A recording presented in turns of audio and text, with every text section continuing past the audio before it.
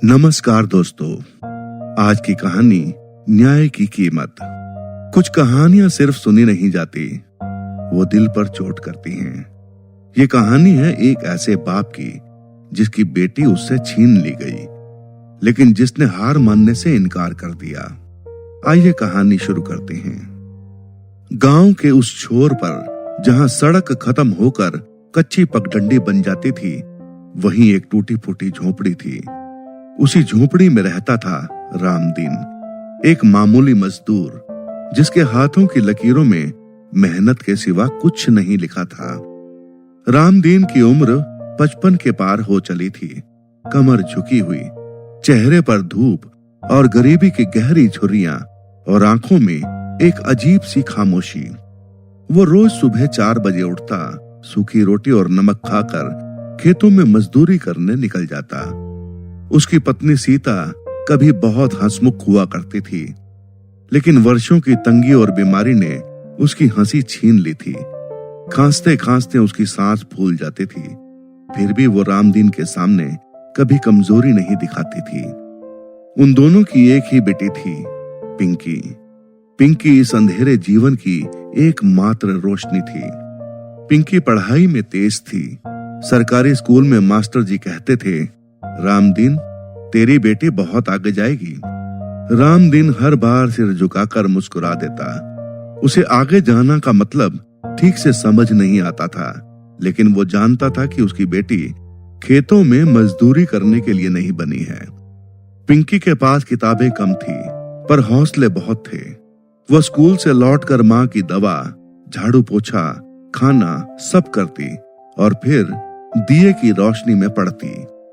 एक दिन उसने पिता से कहा, बाबा, मैं बड़ी होकर वकील बनूंगी। रामदीन हंस पड़ा। वकील? वो तो बड़े लोगों के बच्चे बनते हैं बिटिया। पिंकी ने जिद पकड़ ली। नहीं बाबा, मैं बनूंगी ताकि गरीबों को इंसाफ दिला सकूं। रामदीन की आंखें नम हो गई। उसे नहीं पता था कि किस्मत उसकी इस बात को कितनी बड़ी कीमत पर सच करेगी। गांव में एक जमींदार था, ठाकुर हरि नारायण सिंह। जमीन, पैसा, ताकत सब कुछ उसके पास था। पुलिस से लेकर नेता तक उसकी जेब में थे। एक दिन रामदीन खेत में मजदूरी कर रहा था। पिंकी स्कूल से लौट रही थी। रास्ते में ठाकुर का बेटा रघुवीर और उसके दोस्त मोटरसाइकिल पर आए। उन्होंने पिंकी पर फप्तियां कसी। पिंकी ने विरोध किया, मुझसे दूर रहो। रघुवीर को गुस्सा आ गया। उसने पिंकी का हाथ पकड़ा। पिंकी चीखी, चिल्लाई। उसी वक्त कुछ गांव वाले आ गए।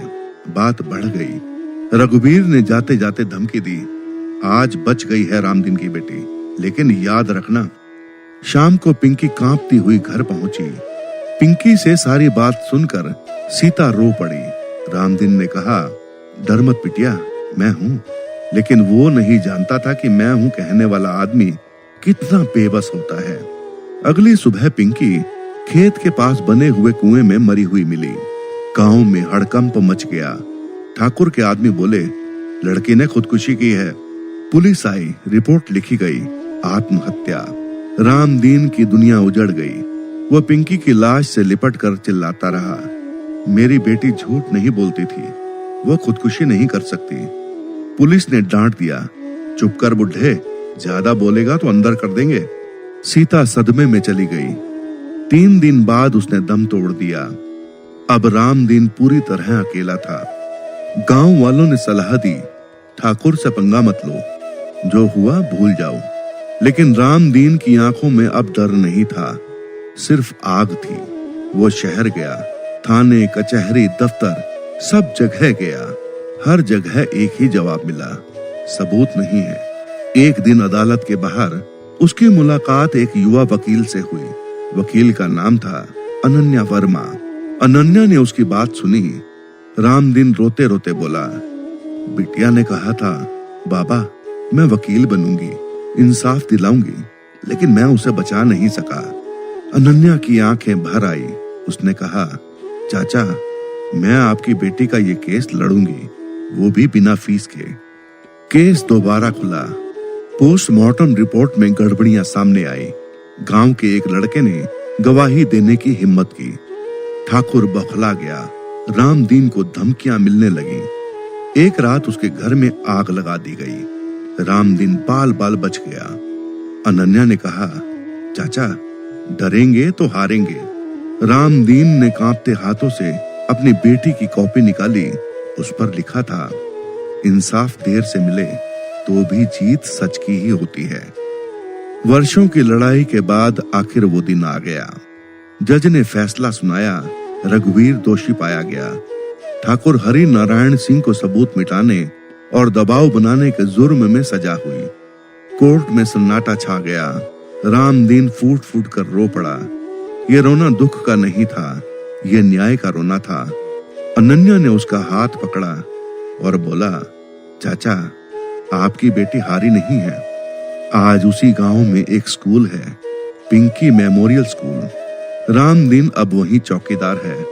हर सुबह बच्चों को स्कूल जाते देखता है। वो आसमान की तरफ देखकर धीरे से कहता है, बिटिया तू वकील तो नहीं बन पाई, लेकिन तूने इंसाफ जरूर दिलाया। उसकी आंखों से आंसू गिरते हैं, लेकिन चेहरे पर सुकून है, क्योंकि कुछ लड़ाइयां हार कर भी जीत ली जाती हैं। तो दोस्तों, ये थी कहानी न्याय की कीमत। आपको ये कहानी कैसी लगी कृपया कमेंट करके अवश्य बताएं।